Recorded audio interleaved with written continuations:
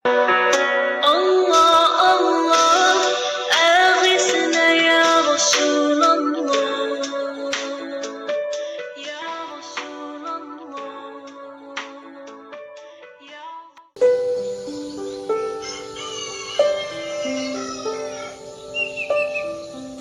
Assalamualaikum warahmatullahi wabarakatuh. Sahabat-sahabat sekalian, alhamdulillahirabbil alamin. Allahumma shalli ala Muhammad wa ala alihi wa ashabihi ajmain. Membaca ini ada sebuah hadis riwayat dari Ibnu Abbas. Beliau berkata, Rasulullah sallallahu alaihi wasallam memiliki sebuah cincin dan memakainya. Lalu beliau bersabda, cincin ini telah menyibukkanku dari memperhatikan kalian sejak hari ini. Aku memakainya, sesaat aku memandangnya, sesaat aku melihat kalian. Kemudian beliau pun melempar cincin tersebut. Hadis sahih dari An-Nasa'i. Jadi Rasulullah itu punya cincin, dan selama ngobrol dengan sahabatnya, beliau lihat, kemudian beliau lihat sahabatnya, beliau lihat. Akhirnya beliau merasa ini cincin membuat tidak fokus di dalam memuliakan sahabatnya. Beliau buka dan beliau buang. Apa yang bisa kita ambil hikmahnya? Kita sering pegang HP. Kita lihat di depan kita ada orang tua, di depan kita ada anak, di depan kita ada tamu, di depan kita ada saudara. Lihat HP, kadang-kadang kita tidak memperhatikan orang tua bicara, tidak memperhatikan tamu bicara, tidak memperhatikan anak sedang bicara, dan ini adalah tindakan yang salah. Tidak sesuai dengan yang dicontohkan Rasulullah Shallallahu Alaihi Wasallam. Ibnu Abbas menjelaskan 3 sikap yang baik ketika bicara. Teman dudukku, maksudnya teman bicara, kata Ibnu Abbas itu, beliau memiliki 3 hak. Nah, ini penting sekali yang menjadi kewajibanku. 1, aku arahkan pandanganku kepadanya. Jadi kalau sedang bicara, kata Ibnu Abbas, kalau ada tamu, ada yang rekan berbincang-bincang, yang pertama kewajiban kita adalah mengarahkan pandangan. Tentu saja kalau kita dengan yang halal. Tetapi kalau dengan yang bukan muhrim, nah tentu jaga pandangan akan menjadi lebih utama. Jangan risau, di Jepang saja orang ngobrol tidak saling memandang, tidak apa-apa. Artinya kita bisa memandang yang halal dipandang, tapi yang tidak halal jaga pandangan lebih utama. Yang kedua, aku luaskan tempat duduk untuknya. Jadi Ibnu Abbas menyampaikan bahwa hak kita adalah membuat orang nyaman, membuat orang leluasa, dan bisa menikmati kebersamaan dengan kita dengan kenyamanan tempat beliau duduk. Yang ketiga adalah aku mendengarkan dengan seksama apa yang disampaikannya. Ini penting hadirin. Ada mendengar, ada mendengarkan. Beda, kalau mendengar hanya telinga saja yang mendengar. Tapi kalau mendengarkan adalah kita memberikan fokus perhatian, fokus merasakan apa yang disampaikannya, juga fokus menghargai apa yang disampaikannya. Sehingga kita bisa memahami kalau mendengarkan. Kalau mendengar belum tentu memahami. Nah, orang itu akan senang sekali kalau kita mendengarkan dengan antusias. Rasulullah begitu.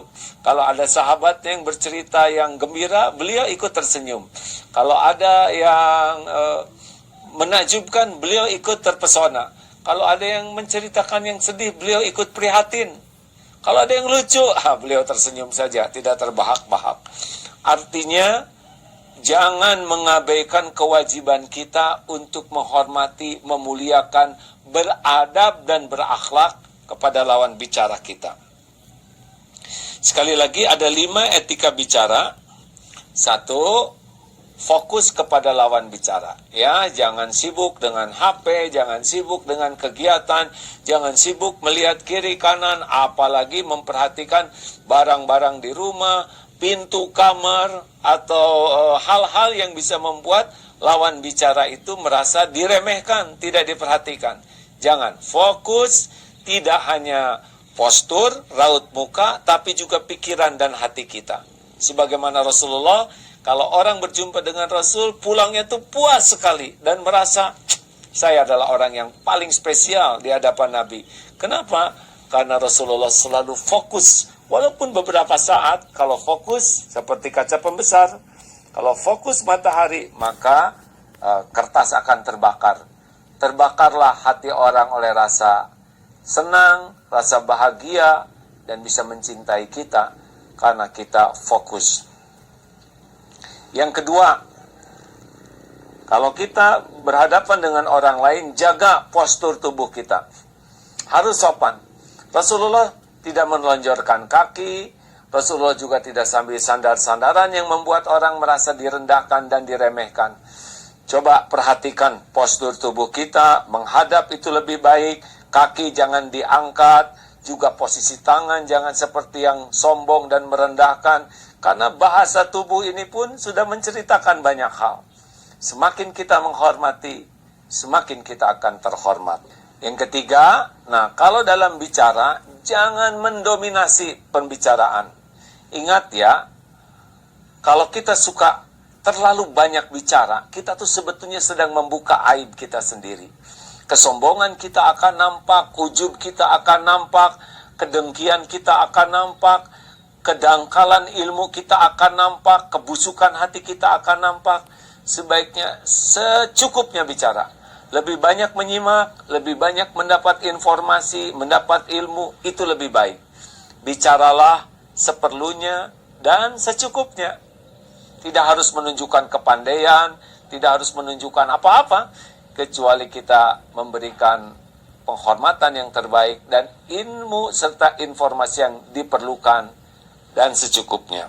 Yang keempat, hindari kata-kata yang rumit, yang sulit, yang membuat orang tidak mengerti, atau membuat orang tersinggung atau jengkel. Karena kita mengucapkan kata-kata hanya untuk menunjukkan kepandaian diri kita. Mau apa? Hindari. Dalam obrolan itu jauh lebih simpel, lebih sederhana, lebih bermanfaat, lebih jadi solusi, itu lebih utama. Ya, tidak perlu ajang ngobrol ini untuk kesia-siaan apalagi kemaksiatan, tapi ngobrol adalah sesuatu yang membawa kemaslahatan. Dan jangan lupa, kalau kita berbicara di dalam satu grup, satu kelompok orang, jangan berbicara yang terlalu khusus. Misalkan, ya, karena kita dari Jakarta, kemudian gue, lu dari mana? Gue dari Tasikmalaya. Jangan begitu, ya. Kita dalam bahasa yang bisa dipahami bersama, tidak menimbulkan eksklusivitas diri, ya. Semakin kita merasa eksklusif, maka orang lain merasa tidak jadi bagian daripada pembicaraan bersama kita. Hindarilah ujub, merasa paling bagus, merasa paling pintar, merasa paling spesial, tapi merendahlah, rendah hati, itu akan membuat suasana lebih nyaman. Percayalah hadirin, pertemuan ini dalam obrolan disaksikan oleh Allah, dicatat oleh malaikat, dan pasti ada balasannya. Sehingga pertemuan harus dengan niat yang baik, cara yang baik, agar turun keberkahan. Manfaat bagi diri, manfaat bagi yang lain, manfaat bagi dunia, dan juga manfaat bagi bekal akhirat kita. Selamat menikmati, menjaga adab-adab di dalam berbincang bersama-sama. Tetap fokus. Semoga ada hikmah dan manfaat. Assalamualaikum warahmatullahi wabarakatuh. Subhanakallahumma bihamdik, asyhadu alla ilaha illa anta, astaghfiruka wa atubu ilaik.